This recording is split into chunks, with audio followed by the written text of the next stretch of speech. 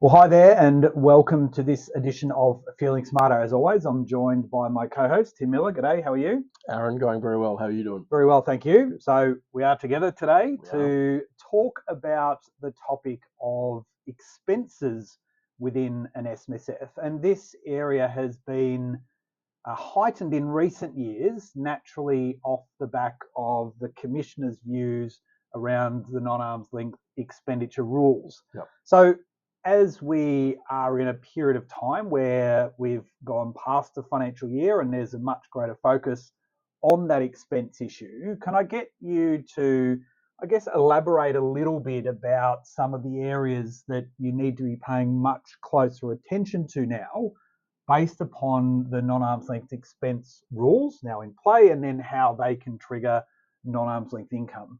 Yeah, so look, it's obviously been a long time coming, this area, and it's been an area of interest since back to 2018. So Yeah. it's pretty significant. So with the evolution of LCR 2021-2, and who knows if that will ever end as a document because there's always other changes. But what we've seen, I guess, is largely a position that the ATO have held for some time now, where looking at super fund expenses, SMSF expenses, and we are pretty much talking about self-managed super fund only. That's the way that the NALI rules were written. Yeah, so APRA funds have been carved out of this, in essence. Yeah, and we're talking. I mean, we can talk about specific investment expenses where the particular asset might be tarnished by non-arm's length income, but really we're focusing here more on the general style expenses. And what it's come down to really is ensuring that everything that we do from an SMSF point of view is done on an arm's length basis. And importantly, we are identifying the parties to a transaction to know whether those parties are related, and if they're related, whether the parties are acting in their trustee capacity or in their individual capacity. Because if we're operating in our trustee capacity, then ultimately there's nothing to see here. Like, you can do your own fund administration, you can do all those sorts of things. But if you're acting in your individual capacity, should you be charging? Now, from a non-arm's length income point of view, the answer to that is yes. But from a trustee remuneration point of view with regards to 17B, the answer might be no. So, we're still in many sort of ways, it's still a sort of that unknown area for fund administrators and fund trustees, because it's really touching on a point where there was no actual problem in the industry. Yeah, and that's a really important point to make. Is we've talked about it previously.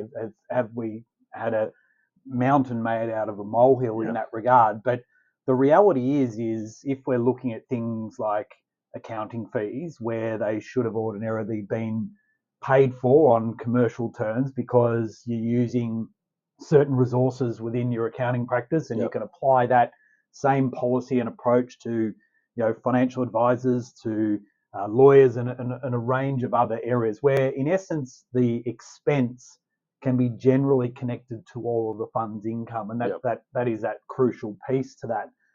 But it doesn't mean that we can't satisfy that arm's length dealing, but it needs some building blocks in place there. And what I'm referring to is the fact that we might need to instigate some policies, or we might have some policies, but we just really haven't got the framework watertight, in which we must now clearly be able to demonstrate. Yeah, absolutely. And so, as we sort of have alluded to already between the two of us, is that there are certain things that we have to consider here. And one of those things is, the concept, and this goes well back to the contribution ruling, which of course is intricately linked to the non-arm's length requirements, with particularly acquisition of assets from related parties, and doing those on from an in specie point on an arm's length basis. But the contribution ruling always provided for the capacity where, if an invoice was raised by a self-managed super fund, and the amount paid by the individual, then that has always traditionally been able to be treated as a contribution.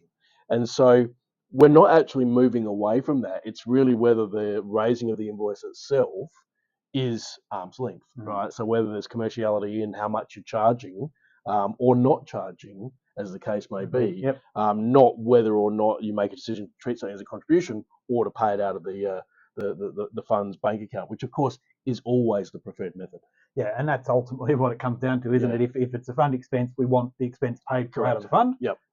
Yes, there are, as you've said, through the contribution ruling, a framework in which those could clearly be demonstrated as contributions. Yep. But there are certainly areas of grey, I guess, that sit within there now. But I think fundamentally, as we work through this period of year-end compliance, that we are going through and checking the expenses that have and haven't been incurred, and ultimately whether any of that may flag issues around the non-arm's length expenditure, and the fact that that would then invoke the non-arm's length income rules, which I guess we haven't touched on, is a 2 times multiple. So maybe as we finish off this video, we just, I guess, summarize again, if we end up in that position, what does it mean from a non-arm's length income perspective? Yeah, and that's a really good point, because there was a big fear factor for a while there that all of the income of the fund would be tarnished